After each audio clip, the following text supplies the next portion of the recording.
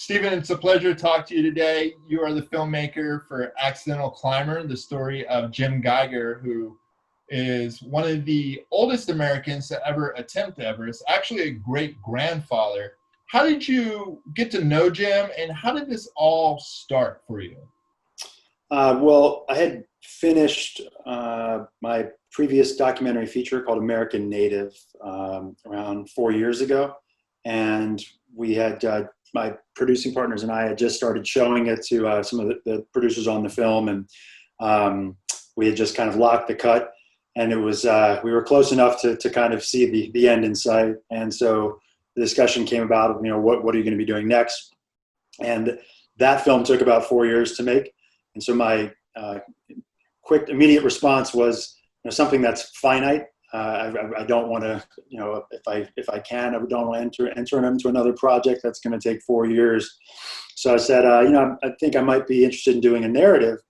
And one of the investors in that film who was in the room said, well, I just met a guy who was really an interesting character, and I think he's going to be doing something exceptional. He's trying to set the record to be the oldest American to climb Everest.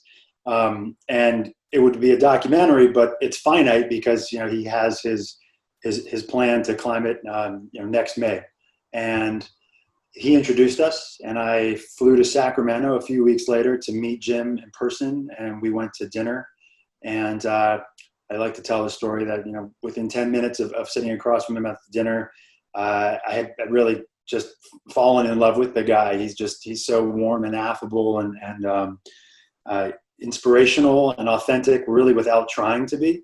And I felt as though that all of that would translate well in a film. And I asked him if he would be willing to let us follow him on his journey. And don't know why, but he was willing to do so. And that's how it all started. So how does the process begin? So you I guess obviously because you start off with the training regimen.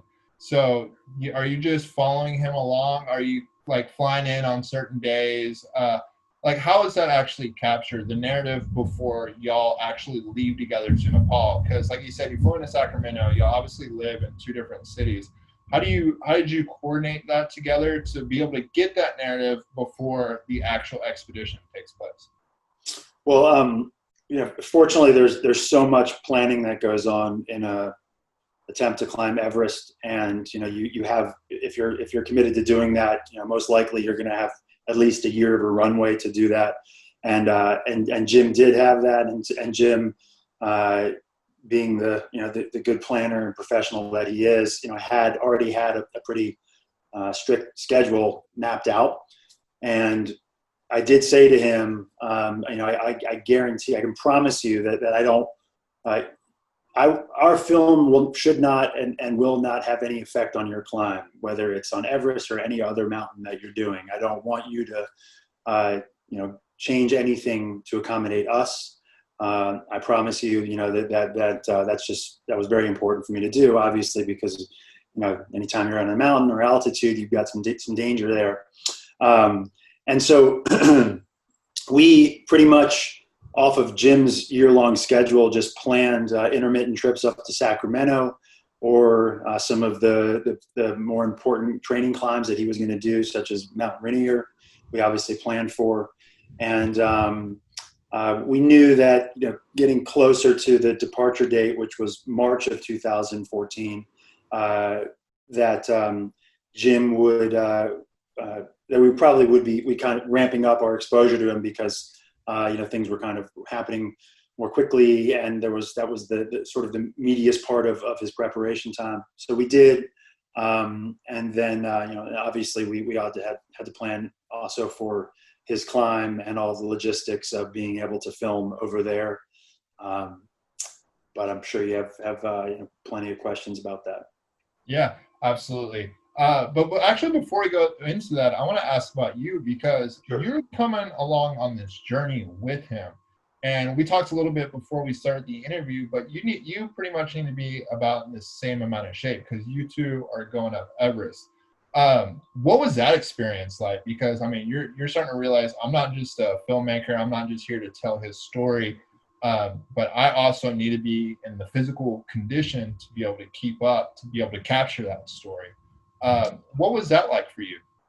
Well, I should say that pretty immediately, I decided, along with my wife and my unborn child, that I was not going to be climbing Everest. I'm not a mountaineer. I don't have a mountaineering background, um, and so once we kind of dug in and knew that this film was going to be a reality, we started looking at high altitude cinematographers. There's a handful of people who have summited Everest while also filming. And so I knew that I wasn't going to be going higher than base camp. And so that was like a big burden off of my shoulders, knowing and I had never had any desire to climb tall mountains. And so this was really not something that I was kind of looking to venture into. And we engaged a really incredible guy by the name of Tom Pollard, who had been on Everest once before, filmed a documentary about looking for George Mallory's body, and was actually there the day that they found Mallory's body, and shot some of that footage. All I had to get to was base camp, which is a feat into itself, and was easily the most difficult physical activity that I've ever had to do. And I've run a marathon before, and that paled in comparison to this. As we were talking a little bit before we got on, I haven't had too much prolonged exposure at altitude. I've done some snow skiing, but not much longer than a few hours on a mountain up high. And once we got to Nepal and we started, getting up above about 10,000 feet, I started to struggle, and the altitude is real. Absolutely, because I mean, you're looking at going from I always forget the name of the airport that you fly into. Not Kathmandu, the second one. Oh, Lukla, excuse me. Lukla, the one with the scary one. Yeah, the most dangerous airport in the world. Yeah, absolutely. Yeah. But yeah, like you're saying, I mean, you have a 40-mile trek done in a base camp. So I mean, that is no easy feat on itself. What's really surprised me, and actually, Tom Pollard, the guy that you just mentioned, I've seen that documentary, because if I'm not mistaken, that was the one he was with Conrad Anker when they do find Mallory's body back in like '99 or something like that, I believe. But what would you say were some of the biggest challenges once you were at base camp, like starting to put this together? Well, we had a pretty extraordinary experience at base camp. At least I did, because the way that we had timed it, Tom, the high altitude cinematographer, flew over, met Jim in Kathmandu, and then flew into Lukla with him and followed him on the trek up to base camp with the rest of the IMG team. Myself and one of the film's producers were supposed to fly over a few weeks later. And because we weren't intending on getting above base camp, we were going to time it so that by the time that we got to base camp was sort of, hopefully 2 weeks prior to when some of the first summit attempts would happen. Because there's a few weeks of the cycles that people do to acclimate while they're there. And then, unfortunately, there was this awful tragedy of the avalanche that happened, and my producer and I were in Los Angeles at that time, and we were supposed to leave to fly out about a week later. But then when the avalanche occurred, we knew that we kind of had to get there sooner than later. So the next day we got on a plane and flew, and it's definitely a strange phenomenon getting on a flight that's I think in total travel time was about 22 hours, and not knowing what's going to be on the end of that and what's going to happen.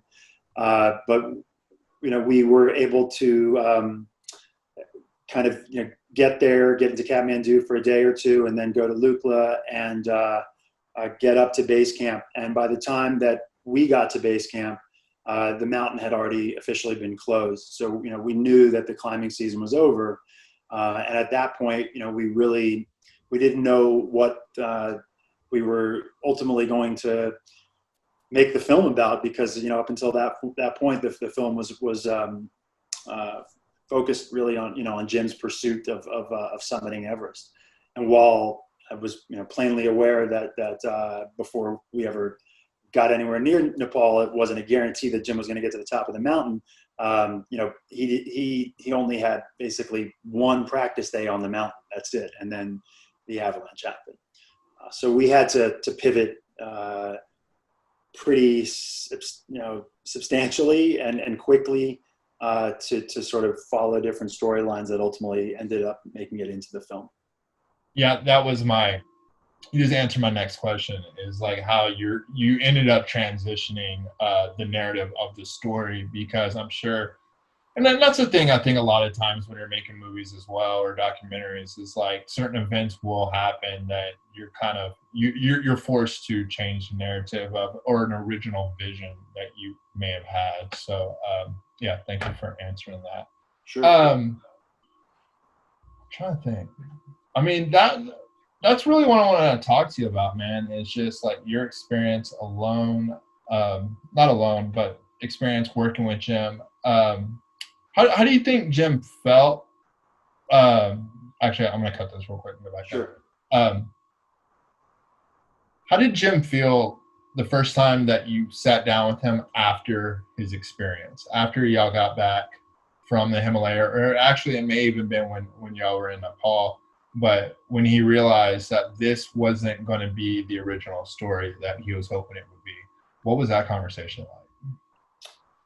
Well, I guess the first like substantial conversations that we had happened in Kathmandu after we came back out of the mountains, and it was still pretty raw, everything that happened, and anybody who was on the mountain that day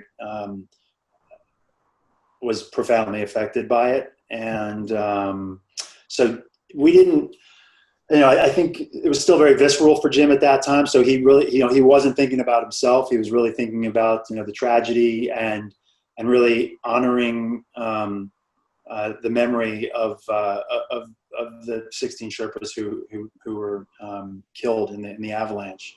And so, Jim, not giving anything away, but it's in the film, when Jim is in Kathmandu, he gets an idea, is inspired to honor them. And, at that point we were just filming it in anything that we could. And Jim, we had been working together for about a year at that point. And I think, we had developed a good level of trust. And so he really, all kudos to him, let me film whatever I wanted. And so we just hung out in Kathmandu for a few days, and ultimately that footage got it into the film. And he went back to Sacramento. I stayed in Nepal actually, and then went back into the mountains to kind of retrace his steps and pick up some more B-roll and speak with a few of the families who unfortunately lost their sons and husbands in the avalanche. And then about 6 weeks later, I flew up to Sacramento and had a interview with Jim, a sit down with him. And that was when enough time had passed, and he was, he had perspective, and was really able to, I think, look at the effect of the entire trip on him. And that ultimately is really, what ends the film, and the arc, the journey that Jim goes on. And I said it to a number of people that worked on the film that to me, the kind of story reminds me a lot of the Alchemist, the book The Alchemist, and about this simple shepherd who travels around the world only to find that he really wants to be home. And that in a succinct way is what happened to Jim. He went through, had to go halfway around the world, and was privy to a really awful accident, and it taught him what's important to him, and ultimately you'll see that if you watch the film. Yeah, climbing, I think for a lot of people, especially myself, it's a very spiritual experience.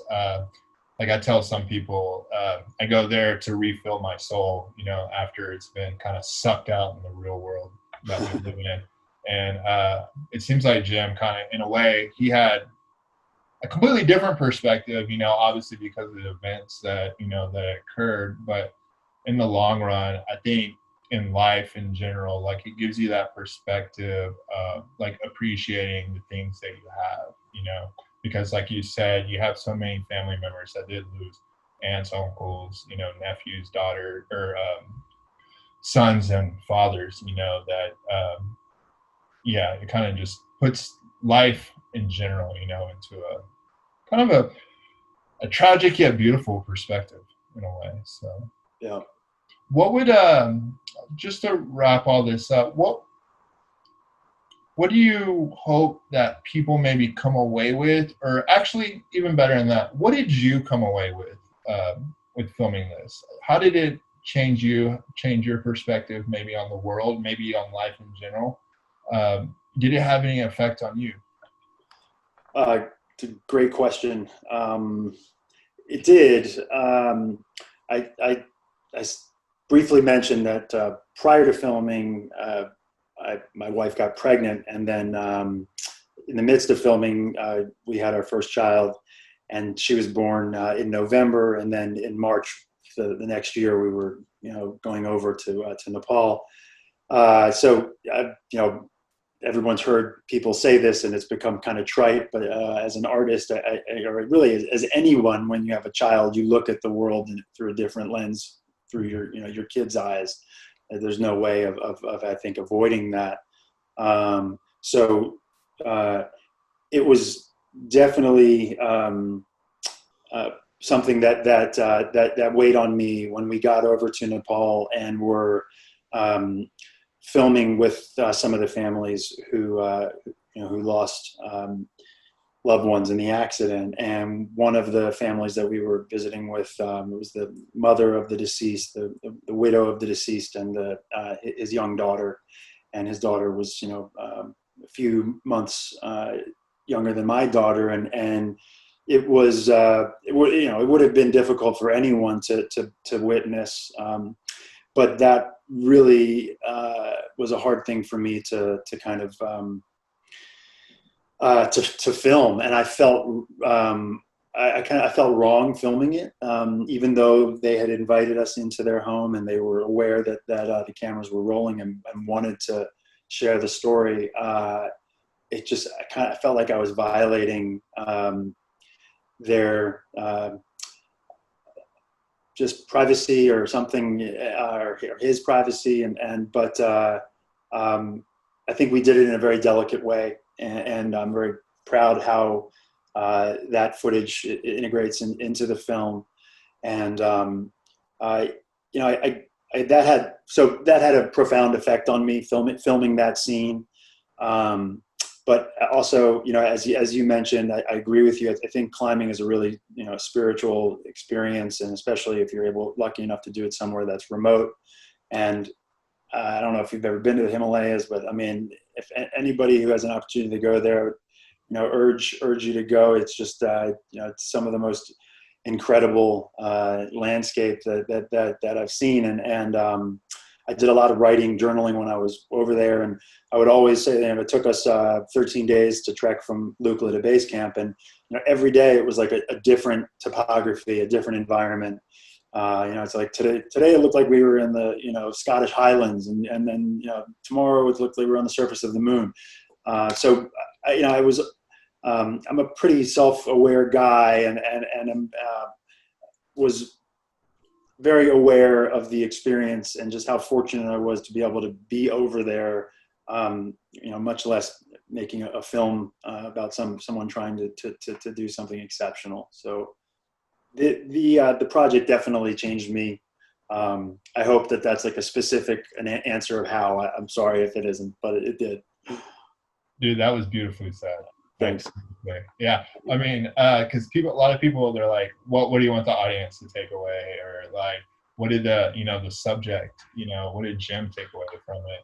But to hear you, because you are, I would say, most involved, you know, in this project. I mean, coming from somebody that personally films, edits, and produces stuff, I understand the grind and the amount of work that it takes when people see something that may be, you know, hour and a half long, but you're talking, you've put years and hours into this, and how it continues to resonate with you as you sit down, you know, in front of a computer and like relive and retrace these experiences that you and Jim had. So, Steven, thank you for sitting down with me. Thank Accidental you. Encounter Appreciate it. is now streaming on video on demand. I'm going to have all the links down below for everybody.